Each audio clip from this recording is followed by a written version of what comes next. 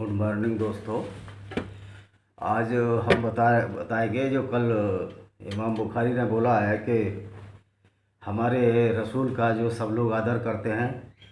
तो मैं ये बता दूं कि कोई हिंदू की कोई लायबिलिटी या कर्ज नहीं है रसूल प्रॉफिट का कि हम उसका आदर करें। हम उसका बिल्कुल आदर, कतई आदर नहीं करते, क्योंकि उसने जो आयतें बनाई, जो आयतें उसने उतारी, झूठी आयतें अल्लाह ने उतारी, ऐसा ही बोलते हैं, लेकिन ये सब बकवास है। कोई आयतें ऊपर से नहीं आई, इन्होंने यही फैब्रिकेटेड किया उन यहूदी कबीलों को सताने के लिए, जो कि इनसे जो क्योंकि ये कुछ करते धरते नहीं थे, और यहूदियों ने कहा कि ये बेकार आदमी, इसको बाहर निकालो मोहम्मद को। तो अब मैं आपको ये जो कुरान की जो तलवार वाली आयतें हैं वो बता रहा हूँ। कुरान 9:5 चैप्टर 9 वर्स 5 क्या कहती है, सुनो। But when the forbidden months are past there fight and slay the pagans where ye find them and seize them, beleaguer them and lie in the wait for them in every stratagem of war. But if they repent and establish regular prayers and practice regular charity, that opens the way for them, for Allah is of forgiving, most merciful. इसका अनुवाद भी इन्हीं के किसी मुल्ले ने किया है, translated by Abdullah Yusuf Ali. इसका मतलब यह है कि जब रमज़ान का पवित्र महीना बीत जाए तो जो काफिर हैं, जो मुशरिक हैं, जो कि नॉन मुस्लिम्स हैं, उनको घात लगा कर मारो और उनकी ताक में बैठे रहो, जहाँ मिले उन्हें कत्ल करो। लेकिन यदि वो कुरान को पढ़ लें और तौबा कर लें और दान देना शुरू कर दें, नमाज पढ़ लें, तो उनको छोड़ दो। अल्लाह बड़ा मर्सीफुल है। अल्लाह काहेगा खाक का मर्सीफुल है। अल्लाह जब मर्सीफुल है, जब मुसलमान कन्वर्जन के लिए कह रहा है, तो ये अल्लाह काहेगा मर्सीफुल है। ये अल्लाह बहुत ही अत्याचारी और क्रूर है। ये है कुरान की चेहरा। इसमें हमारा इमाम बुखारी कहता है कि रसूल का आदर करते हैं, हम अपने कातिल का आदर करेंगे। मोहम्मद हमारे लिए एक कातिल था, लुटेरा था। उसी के जितने भी लोग आए उसी के सिद्धांतों पर चल कर आए। और इस्लाम को एक धर्म नहीं है, बल्कि एक गुंडागर्दी फैलाता एक संप्रदाय है, जिसने हमेशा से, जिसकी जो कुरान है वो यही बता रही है। ये हुई पहली आयत। अब मैं दूसरी आयत की तरफ जा रहा हूँ। हाँ जी, दूसरी आयत है ये 22-40 chapter 22। And were is not that Allah checks the people some by means of others, there would be have been numerous monasteries, churches, synagogues and mosques in which enough Allah much mentioned, and Allah will surely suppose those who support. इसमें ये कह रहा है कि अल्लाह जो है लोगों को चेक करता है, लोगों की परीक्षा लेता है कि दूसरी तरीके से कि कैसे वो चर्च को तोड़ें और सिनोगोग्स को तोड़ें, मोनेस्ट्रीज को तोड़ें और उनको मस्जिदों में बदलें, जिससे कि अल्लाह का नाम वहाँ मेंशन किया जा सके। और अल्लाह जो है उनको ज़रूर सपोर्ट करता है जो कि ये ऐसा करते हैं। ये कुरान का चैप्टर 22 है और आयत नंबर है ये 40। तो अब ये बताइए, जो अल्लाह, कुरान का अल्लाह है, गुंडागर्दी करने वाले गुंडे, लुटेरों, रैपिस्ट और कातिलों को सपोर्ट कर रहा है, तो ऐसे अल्लाह को और ऐसे मोहम्मद को हम क्यों सपोर्ट करें, जो कि लुटेरे और कातिल और कातिलों के सरदार थे। और इवन मोहम्मद साहब ने भी अपने जीवन के पहले दिनों में ये लूट मारी, कला, बलात्कार और ये सब इनके सरदार थे। जूज कल्वियन लूटे। तो ये कुरान की दूसरी आयत है, कुरान का चेहरा बता रहा हूँ, और जिसमें ये कहते हैं कि हमारे पैगंबर का इज्जत करें। हम क्यों इज्जत करें ऐसे लुटेरे, क्रूर और अत्याचारी की, जिसकी वजह से हिंदुओं को और दूसरे लोगों को ये सब दिन देखना पड़ रहा है। तो हमारे लिए वो एक नालायक, बदतमीज आदमी था, जिसने कि एक ऐसी उसको जन्म दिया कि जिससे कि सारे लोग जो है गुंडागर्दी के खिलाफ खड़े हों। ये अब हमारी वो है। अब देखिए, ये है कुरान का chapter 2 Surah Al Baqarah verse 143। And similarly O companions of the prophet, we have made you in intermediate group so that you be witness to this religion before the nation and messenger to such a witness. इसमें ये बोल रहा है कि जो इस्लाम है पूरी दुनिया में जो रिलीजन है, ये नेशन के सामने आएगा और अल्लाह बड़ा ही शांति प्रिय है। अब ये देखिए अगली आयत है 22 chapter 22 verse number 78। And strive in his cause as you ought to strive with sincerely and under discipline. He has chosen you and impose no difficulty on you in religion. It is the religion of your father Ibrahim, and if you named as you Muslim both before and this Quran, he choose to the messenger may witness to you and we witness the religion of non-Muslim of the time. अब इसमें फिर अल्लाह साहब ने धमकी दे दी है कि जो non Muslim है उनके साथ क्या होगा, मुसलमानों के साथ क्या होगा। आप मुसलमान जो चूजन पीपल है, आपको चुना गया है, किसके लिए चुना गया है? ये तो कहते हैं अच्छाई के लिए चुना गया, पर हमारा ये वो है, निर्देश है हमारा, वो एक मानना है जो कि कुरान में बता रही है।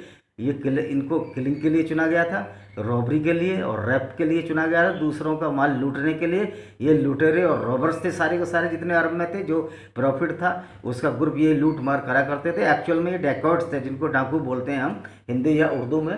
तो ऐसे लोगों को हम प्रॉफिट माने? क्या ये प्रॉफिट के गुण है कि रैप करे और बलात्कार करे और दूसरों को लूटे? रेहाना के साथ उसने जो अबू सुफियान का जो कबीला था बनु करेजा, उसके साथ कत्ल करके उसके साथ उसी रात बलात्कार किया। तो इस मोहम्मद को हम इज्जत करें? अगर ये थू है, अगर हम इसको इज्जत करें। आज सब जान रहे हैं, इसलिए 40 करोड़ मुसलमान भी अब मुसलमान नहीं रहे, वो दूसरे एक्स मुस्लिम हो सके हैं। अब देखिए कुरान की 22 और 39 और 40, चैप्टर 22 39 40 नहीं 22 और 39 40 क्या कहती है? Permission to take up arms is hereby given to those who are attacked because they have been opposed. Allah indeed has the power to grant them victory those who have been unjustified driven the homes only because they our lord is Allah. अब ये बताइए, यहाँ पे अल्लाह कह रहा है कि आप जो अल्लाह के लिए और इस्लाम के लिए लड़ो और तुम जरूर जीतोगे, अल्लाह तुम्हारे साथ है। अब ये बताइए कि जो 1971 की वार हुई थी, इनके साथ अल्लाह था नहीं था? इंडियन फोर्सेज मुश्किल से 4 या 5 हज़ार थी बांग्लादेश में। यद्यपि ये हो सकता था कि फोर्स तो हम बहुत सारी, इंडिया के पास फोर्स की कमी नहीं थी, बाद में भेजी जा सकती थी। तो ये जो अल्लाह की फ़ौज है 93,000 लोगों की फ़ौज है, मात्र 3 और 4 हज़ार लोगों से डर गई। ये अल्लाह कुछ नहीं है, ना अल्लाह में कोई ताकत है। अल्लाह में अगर दम है तो हमारे सामने है। और प्रॉफिट की सारी आयतें जो है ये सब गुंडागर्दी से भरी हुई हैं। इन आयतों पर वसीम रिजवी में जो उनका बीजेपी का भी हम बहुत ज़्यादा सपोर्ट नहीं करते हैं, हम अपने हिंदुओं की बात कर रहे हैं। जो बीजेपी का जफर इस्लाम में लड़ाने के लिए बात कर रहा था, अबे मूर्ख, तुझको ये पता नहीं है कि ये कुरानी लड़ाने की बात कर रही है, वसीम रिजवी जी नहीं लड़ाने की बात कर रहे हैं। अब इस सच्चाई को डिस्क्लोज करना होगा और ये अंतिम युद्ध है इन इस्लाम की गुंडागर्दी के खिलाफ और इन मुसलमानों के खिलाफ, जो कि लड़ा जाएगा और इन सबको डिफीट होगी। इसमें कोई भी शक नहीं है और ना ये कोई हेट स्पीच है। अब युद्ध होगा ही, या तो ये जो कुरान जो 20 आयतों पर आप 50,000 का दंड लगा देते हो, कुरान पर दंड लगाने की तुम्हारी हिम्मत नहीं, तुम्हारी ऐसी हो रही, फट रही है तुम्हारी, डर रहे हो तो उस पर लगा दिया। अब तीसरी है परमिशन। अब दो अगली आयत बताता हूँ मैं आपको। Prophet rouse the believer to wage war, prophet युद्ध के लिए तैयार हो जाओ। इफ देयर 20 अमंगस्ट, प्रॉफिट ये अल्लाह कह रहा है कि इफ़ देर आर 20 अमंगस्ट, अगर वो 20 हैं और तुम अकेले हो, पेशेंट, धैर्य रखो, प्रिजर्विंग करो, दे विल सबड्यू 200। तो जो 20 लोग हैं हमारे मुस्लिमों के, 200 आदमियों को ठंडा कर देंगे, यानी 200 आदमियों को पीट देंगे। इफ़ ए 100, अब वो 100 है तो जो है if A 100 they will subdue A 1000 of, अगर वो 100 है तो 1000 को सही कर देंगे। तो ये कह रही है, मतलब गुंडागर्दी की भरी आयतों में इतनी गुंडागर्दी भरी हुई है। अब ये बताइए, जो सारे मुस्लिम पीटे जा रहे हैं, अमेरिका ने भी इनको मारा, इराक ईरान सबको मारा जा रहा है, तो इसमें इनका अल्लाह कुछ कर ही नहीं पा रहा। ये तो 1000 काफिर इनके 1000 मुसलमानों के बराबर बैठ रहा है। तो इसलिए मैं कहता हूँ जो कुरान है ये झूठी और झूठ का वो है, झूठ के सिवा कुछ नहीं है, ये सिर्फ गुंडागर्दी है। ये काफिरों को मारो, एक तरह से ये बर्बर और राक्षसी प्रवृत्ति के लोग थे जिन्होंने इसको इस्लाम को चालू किया। अब अगला देखते हैं, कुरान का चैप्टर 8 वर्स 66 कहती है, now God has lightened you, task दे दिया, for he knows that there is now weakest among you, but ever there is 100 of you patient preserving, they will sub to 200 and if 1000 they will be 2000 and the leave of the. अब जो पिछली आयत है उसमें ये बोल रहा था कि 200 के बराबर एक आदमी, 20 के बराबर एक आदमी होगा इनका अल्लाह, ये कुरान बोल रही है। उससे जो अगली आयत है 66 में बोल रहे नहीं वो तो गलतफहमी हो गई मेरे से, 1 के बराबर 10 मुसलमान होगा।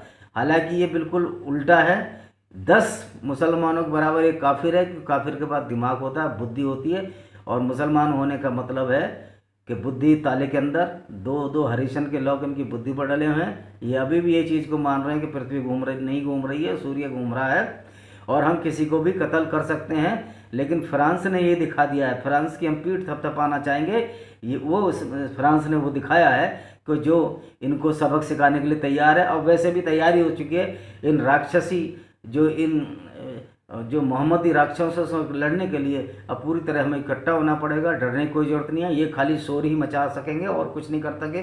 शोर ये इसलिए मचाते हैं, कोई भी मोहम्मद पर उस पर वो करे, तलखी करे, तो शोर किस लिए मचाते हैं? इसलिए मचाते हैं कि इनकी हो में कुरान की जो बुराइयां हैं, जो कुरान में जो ऐसी चीज़ें भरी हुई हैं जिनको गुंडागर्दी की ही संज्ञा दी जा सकती है, उसको दबाया जा सके। जैसे कि ईरान से आए हुए बुखारा का जामी मस्जिद का इमाम बोलता है कि हम इनको अरेस्ट करो, एक भी अरेस्ट नहीं होगा, बल्कि तेरे को ही हम पुलिस से अरेस्ट कराएंगे कि तू एक ऐसे धर्म का पालन कर रहा है, तू एक ऐसी किताब का पालन कर रहा है जो कि नफ़रत, किलिंग और बलात्कारियों से भरी हुई है और उनको प्रशस्ति पत्र दे रही है। इसलिए जामा मस्जिद के इमाम को ही हमारा चैलेंज है कि ज़्यादा चूचे पट ना करें, पहले वो उस इस्लाम में सुधार लाएं जो कि गलत कर रहा है, और इनसे कोई अब डरने वाला भी नहीं है। और हम हिंदुओं को कोई सरकार की भी अब परवाह नहीं है, सरकार हमें सपोर्ट करे ना करे। हमने बीजेपी को वोट इसलिए दिया था कि वो इस कार्य को करे, लेकिन वो इसमें असफल होती दिखाई दे रही है। जब फ्रांस से ये उन्मादी, फ्रांस के राजदूत को 20,000 आदमी उन्मादी फौज जो राजदूत को निकलवा सकते हैं, हम हिंदू क्या इतने निकम्मे हैं? 118 करोड़ है, सारे 56 इस्लामी देशों के ना राजनीतियों को यहाँ से बाहर निकाला है, और जो हिंदुस्तान मुर्दाबाद के नारे लगाएं। अब ये स्वयं जो है ये पब्लिक को ही ये निर्णय लेना पड़ेगा, क्योंकि पुलिस और प्रशासन तो बहुत ढीला चल रहा है। अब देखिए अगली आयत है इनकी, कुरान की chapter 8:60। Muster against them all the men and cavalry at your disposal, so that you can strike terror into the enemies of Allah। जो अल्लाह के दुश्मन हैं, क्योंकि तुम्हारे पास घोड़े हैं और तुम्हारे पास आदमी हैं, तो तुम जो अल्लाह के हो और बिलीवर हो, और दूसरे लोगों को जो कि नहीं जानते कि अल्लाह क्या है, उनके खिलाफ तुम जो है एक टेरर स्ट्राइक कर सकते हो। और ये इन्हीं झूठी आयतों में ये पागल हुए जा रहे हैं। कोई टेरर वेरर नहीं है इनका, इनको बेवकूफ़ समझते हैं लोग। और हम ऐसे प्रॉफिट का क्यों आदर करें जो कि खुद हमारा कातिल है, हमारे भाइयों का कातिल है और हमारे पुरखों का कातिल है। और उसी की वजह से बहुत सारे जो मुसलमान हैं आज, जो कन्वर्टेड मुस्लिम हैं, पाकिस्तान में, इंडिया में, बांग्लादेश में, कहीं कहीं जहाँ भी हिंदुओं से कन्वर्ट हुए हैं, उनसे हमारी सहानुभूति है, क्योंकि उन लोगों के पूर्वजों को इसी इस्लाम की ऐसी किताब ने, जो कि नफ़रत फैलाती है, गुंडागर्दी का एक पर्याय है, इसी किताब ने, और इनका जो अल्लाह, मोहम्मद और प्रॉफिट इतने दुराचारी अल्लाह है कि उसने काफिरों को मारने के लिए आदेश इस किताब में दिए हैं। किसके द्वारा? एक दूसरे दुराचारी प्रॉफिट मोहम्मद के द्वारा। अब तीसरी आयत पढ़वा देता हूँ मैं आपको, चैप्टर 4 और आयत number 95-96। Not equal are those of the believers who sit without any excuse and those who were strive a hard fight in the cause of Allah with their wealth and their lives. Allah had given preference to degree who strive hard and fight against with their wealth and their lives above those। अब ये कह रहा है यहाँ पे, अल्लाह कह रहा है, ये जो कुरान का जो नकली अल्लाह है, अल्लाह नाम की वैसे कोई चीज़ है ही नहीं। जो ये अल्लाह ये बोल रहा है कि जो तुम्हारे बड़ी ताकत दी है, तुम लड़ो, गुंडागर्दी करो, दूसरों की स्त्रियों को, काफिरों को, औरतों को इज्जत मलानत करो। उसमें ये इमाम बुखारी कहता है ऐसे पैगंबर की हम इज्जत करें जो कि खुद लुटेरों का सरदार था, किलर्स का सरदार था और रेपिस्ट भी था। उसने रैप भी किया जो कि रेहाना के नाम से। और ये हेट स्पीच नहीं है। अगर हेट स्पीच हमारी लगती है तो सरकार से मेरी अपील है और सुप्रीम कोर्ट से सारी ये कुरान को बैन करे, नहीं तो अब महा भयंकर दंगा होगा। और भयंकर दंगे का मतलब ये नहीं है कि कत्ल किए जाएंगे लोग, ये विचारों की एक लड़ाई बहुत लंबी चलेगी और ज़रूरत पड़ी तो हम भी अपनी कुर्बानी देंगे। ये मुसलमानी कुर्बानी देना नहीं जानते, खाली कुर्बानी लेना जानते हैं। इन्होंने लाखों लोग इस्लाम की वजह से और प्रॉफिट की इस फैनाटिक लुनेटिक आइडियोलॉजी की वजह से इसके पूरे दुनिया का जिन्होंने सत्यानाश किया। ये इस्लाम जो है कोई धर्म नहीं है, लेकिन ये विनाश की जड़ है और ये शैतानी ताकतों द्वारा, शैताना द्वारा पालन किया हुआ एक धर्म मात्र है। अब बताते हैं हमको प्रॉपर पॉइंट। कुरान की जो चैप्टर 4 है और आयत number 76। Those who believe fight in cause of Allah and those who disbelieve fight in the cause of Satan, so fight you against the friend of Satan ever forward। तो ये ही कुरान की जो आयत है ये भी लड़ाने का ही काम कर रही है। ये कह रहे हैं कि तुम जो मुसलमान हो तुम अच्छे हो और जो दूसरे जो अल्लाह में विश्वास नहीं करते शैतान है। जबकि इसके बर्क्स ये है कि जो अल्लाह है और इनका जो मोहम्मद है वो शैतान है और दूसरे लोग अच्छे लोग हैं, क्योंकि वो ऐसे किसी का कत्ल किसी का और किसी की जिहाद में कत्ल नहीं करते हैं।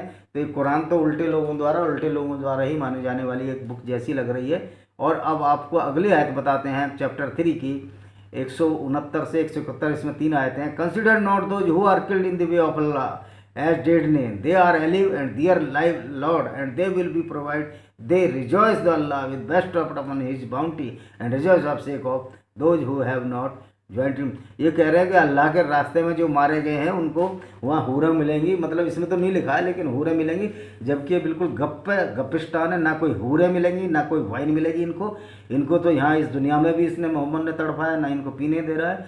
और हाँ, यहाँ शादियों की जरूर छूट है, मोहम्मद साहब ने खुद 13 शादियाँ की हैं, तो वहाँ तो 72 हूरें दे रहा है, 13 पंजे 65, और हाँ करीब 5.5 गुनी हूरें दे रहा है। तो इतनी हूरें ये आएंगी कहाँ से, मेरी तो ये समझ में नहीं आ रही है। कह रहे काफिरों की हूरें होंगे, अरे काफिर तो जल जाते हैं, काफिरों को तो मरने के बाद जला दिया जाता है, तो उनकी तो बॉडी जिंदा ही नहीं रहती। हाँ, तुम्हारी बॉडी जरूर सल गड़ जाएगी और कोई भी कयामत होने वाली नहीं है, ना तुम्हारे जो मरे हुए मुर्दे हैं कि जी उठेंगे, यही बाइबल या इब्राहिम की कहती है, ये बिल्कुल नहीं जी पाएंगे, ये सब झूठ है, इससे बड़ा कोई झूठ नहीं है, बाइबल से बड़ा कोई झूठ और कुरान से, ये कुरान दोनों एक जैसी हैं, इनसे बड़ा झूठ कहीं नहीं है। लेकिन ईसाइयों में एक खासियत है कि वो अब मानवता के लिए उनका जीसस जिया। जीसस ने कोई 15-13 शादियाँ नहीं की, जीसस ने किसी कबीलों को नहीं मारा, जीसस खुद अपनी स्लीब उठा के लाया था। तो मोहम्मद साहब से जो जीसस है 1 करोड़ गुना ज़्यादा बड़ा और अच्छा भला इंसान है, यानी कि मोहम्मद और जीसस की तो तुलना ही नहीं की जा सकती। Jesus was a great personality, दो बाइबल में भी कुछ ऐसी चीज़ें हैं जो कि विज्ञान विरुद्ध है, लेकिन वो अलग चीज़ है। लेकिन जो जीसस का पर्सनैलिटी थी, जो व्यक्तित्व था, मोहम्मद का व्यक्तित्व उसके सामने कुछ भी नहीं है। इवन जो बरबरास डाकू था जो उनके साथ था, उसका भी वो भी अपनी स्लीप ढो के लाया था। तो ये जो है जीसस का मुकाबला ये नहीं कर सकता इनका प्रॉफिट, क्योंकि जीसस में जो गुण थे, जो कि एज ए पर्सन जो था वो बहुत अच्छा व्यक्ति था। ये अलग है कि वो एक ऐसी विचारधारा को उसने भी सरवाइव किया जो कि खुद एक झूठ ही बताती है, लेकिन इससे जीसस क्राइस्ट का व्यक्तित्व कम नहीं हो जाता। Jesus was a great man because वो अपना बलि दे दी लेकिन कभी किसी को नहीं मारा। और इसके बर्स इनके जो प्रॉफिट ने इनके अल्लाह ने प्रॉफिट को इतना उकसाया, इतना उकसाया कि वो जो है लोगों की बलियाँ, बलात्कारी और लुटेरे जो डाकू थे, इनके सारे ग्रुप में थे। अब ये है कुरान के 3 नंबर चैप्टर, एक ये पढ़ा दिया। अगली आयत बताते हैं आपको, कुरान की चैप्टर 4 से 71, 71 से 76। O you believe, take your precaution, either go to forth together the certain among you would linger behind the Allah it mercy before you. और इसमें यही वही बकवास है फालतू की कि तुम अल्लाह को मानोगे तो अच्छे इंसान हो, नहीं मानोगे। यार ये अल्लाह जो है ना, 610 से पहले अल्लाह था कहाँ? और 610 से पहले जो इसके पूर्वज थे, मोहम्मद बिन अब्दुल्ला जो कि इनका प्रॉफिट है, उसके जो पूर्वज थे वो भी सब काफिर थे क्या? उससे पहले भी काफिर थे। तो ये काफिर क्या, यानी कि उसके माँ बाप भी जहन्नुम या नरक में जाएंगे? यार कैसी बेवकूफ़ी भरी पड़ी है इस कुरान में, इसमें इतनी जालियत भरी हुई है कि पढ़ के भी हमें कोफ्त होता है कि ये कैसी किताब है, एक जाहिलों द्वारा बनाई गई और जाहिली इसको फॉलो कर रहे हैं। ये पढ़े, इसलिए यही वजह है कि 40-50 जो एक्स मुस्लिम्स हैं वो अब इसको फॉलो नहीं करते, क्योंकि जाहिलियत को कोई भी पसंद नहीं कर सकता है। अब एक है कुरान का 49 चैप्टर 9-10 आवत है, 49 अध्याय 9 से 10। And if 2 parties of group among the believers start fighting then make peace between them both, but if one of them outrage and against the other, then fight you against which one outrage till it complies with the command Allah and it complies, make your reconciliation between them justly and be equitably। अब इसमें लिखा है कि अगर 2 पार्टियां आपस में लड़ रही हों एमंग्स बिलीवर में, तो और उनमें से एक पार्टी बाहर जा रही है, तो तुम उन पार्टी के खिलाफ लड़ो जो अल्लाह को कबूल नहीं कर रही है, और अल्टीमेटली आप जो है लीड करोगे। इसका मतलब डायरेक्ट यही है कि अल्लाह के साथ जो है वो जीतता है। लेकिन मैं तो ये देख रहा हूँ जब से मैं पैदा हुआ हूँ कि जो भी अल्लाह के साथ है वो हार रहा है, क्योंकि अल्लाह ने एक ऐसी किताब दी है जो कि बिना कानून के लड़ाई करती है, कोई कानून का पालन नहीं करती। और यही वजह है कि आज दुनिया में जहाँ भी मुस्लिम माइनॉरिटी में है या मेजोरिटी में, वो कानून का पालन नहीं कर रहे हैं। इंडिया में भी इन्होंने यही प्रॉब्लम, और इतने फैनाटिक और बेवकूफ़ और स्टूपिड लोग हैं। बांग्लादेश में काली मंदिर को आग लगा दी। अरे इन सब चीज़ों से क्या होगा? तुम भी उन्हीं हिंदुओं के औलादे थे, तुम्हारे पुरखे जिनके तुम मंदिर तोड़ रहे हो। तुम बिल्कुल बेगैरत इंसान हो। ऐसी पाकिस्तान में है जो कन्वर्टेड मुस्लिम है, इतने बेगैरत लोग हैं कि इनकी माँ बहन और दादियों को उन अरब और तुर्कस इन्वेडर ने इनको रौंदा, इनकी दादी और ऊपर वाले जो पूर्वज थे उनको बलात्कार किया, उसके बाद ये बास्टर्ड हरामी पैदा हुए, तो आज यही हम हरामी परा कर रहे हैं जितने भी ये कन्वर्टेड है। क्योंकि जो तुर्क इन्वेडर्स आए थे उन्होंने जो हमारे हिंदू पूर्वज थे उनकी माताओं बहनों को भी नहीं छोड़ा था, और उसी से ये पैदा हुए हैं। ये अफगानिस्तान वाला एक बात है कि ये बास्टर्ड है, पाकिस्तान के लोग हरामी की औलाद है, क्योंकि इनके बापों का पता ही नहीं है, इनकी माँ का पता था। तो इनको तो जो मात्र सत्तात्मक सत्ता चाहिए, और ऐसी जावेद इब्राहिम और जैसे बेवकूफ़ हैं दाऊद इब्राहिम जैसे, जो कि इस चीज़ को समझना चाहिए इन मुसलमानों को कि हम अपने को हम उन्हीं को अपना आइकॉन मान रहे हैं जो हमारे को मॉलेस्टेड किया, हमारी दादियों और परदादी जो भी 6-7 पीढ़ी पहले की औरतों को। इससे स्टूपिड कौम क्या हो सकती है। अब कुरान की जो सूरा बकरा कहती है, अल बकरा 194, a second month for a second month and other second thing to are subject to retaliation, if anyone tries against you you should also pay back in equal coins, have fear of Allah. वो कहता है जो बदला जरूर लो तुम। ये पता नहीं किससे बदला ले रहे हैं, आपस में लड़े मरे जा रहे हैं। ईरान इराक में वार हो रही, कट्टरपंथी कहीं ईसाइयों को मार रहे हैं, कहीं हिंदुओं के खिलाफ कर रहे हैं, लेकिन अब इनकी पिटाई भी शुरू हो गई है। पिछले 100 साल से तो पिट ही रहे।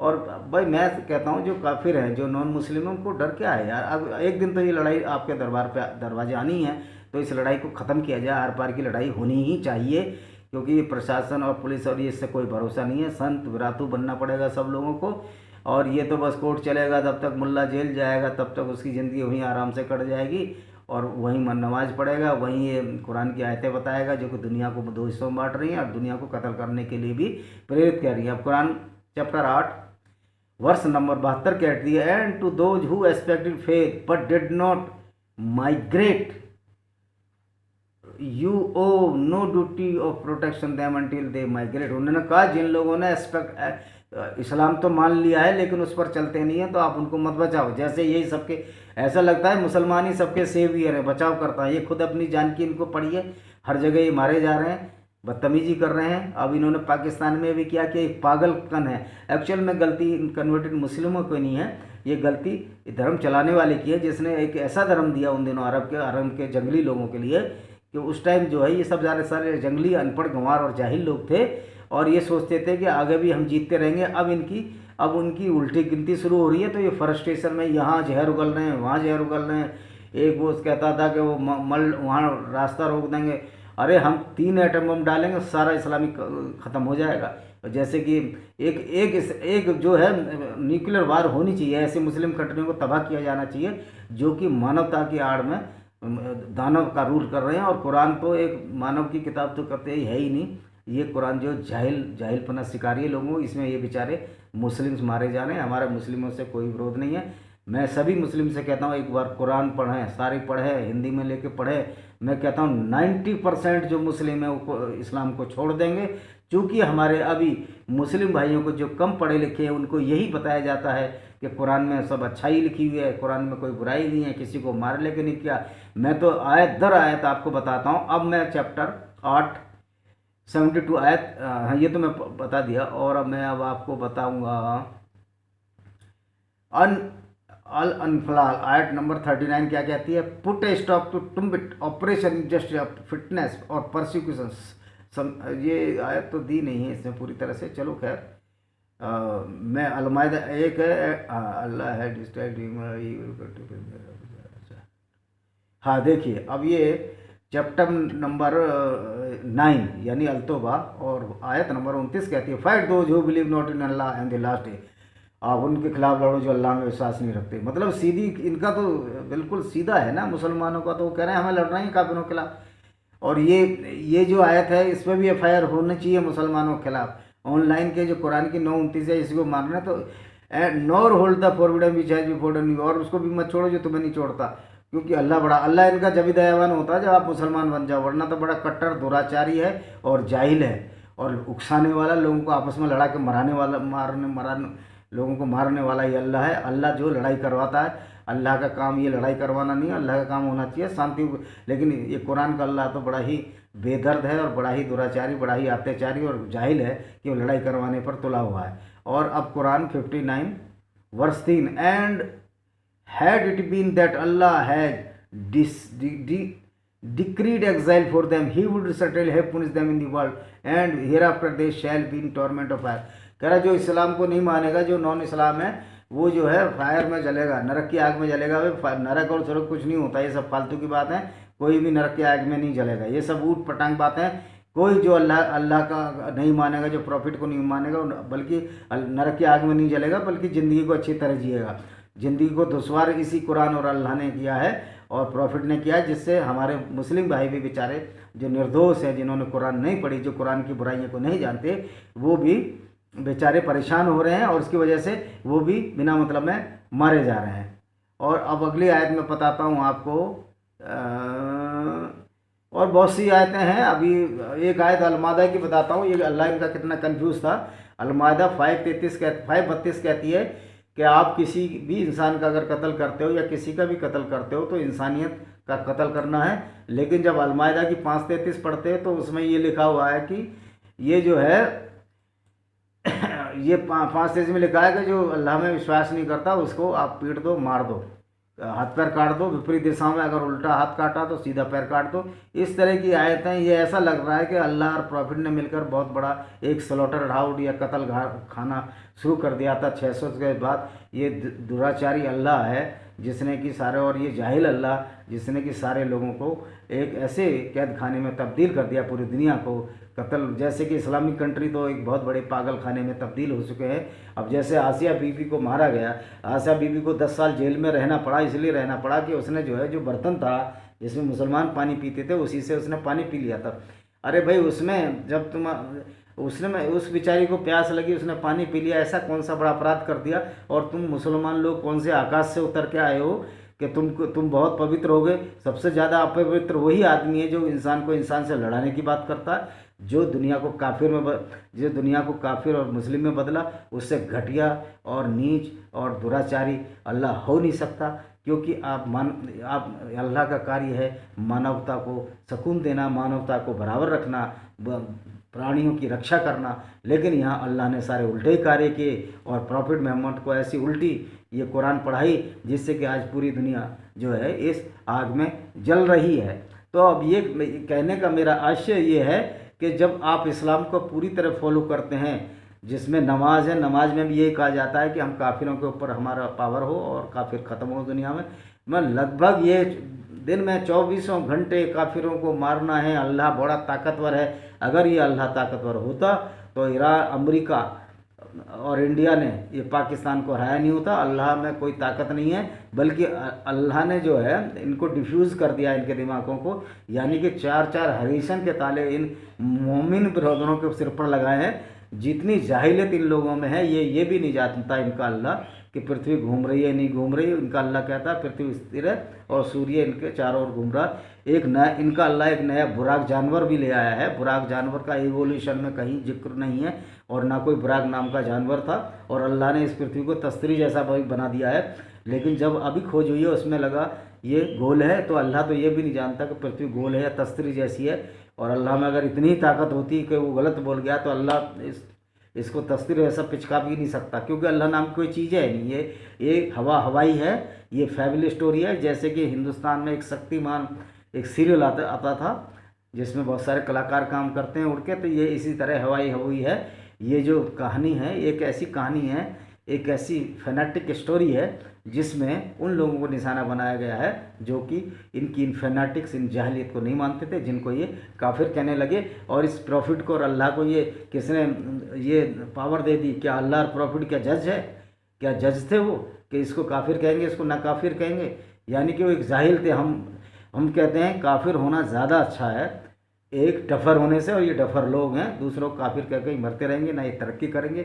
एक गोल। और मुझे बड़ी खुशी है उन मुस्लिम भाई जो पढ़ लिख गए और 30 से 40 करोड़ लोग अब इस्लाम को नहीं मानने लगे कि इस्लाम की वजह से इनको बहुत बदनामी झेलनी पड़ रही है, जिसको ये कतई सहन नहीं पड़ जाएंगे। और मेरी भी यही है कि अगर अल्लाह और प्रॉफिट 2 भागों में बांटता, लोगों को लड़ाता है, तो ईश्वर और अच्छा आदमी कभी हो ही नहीं सकता।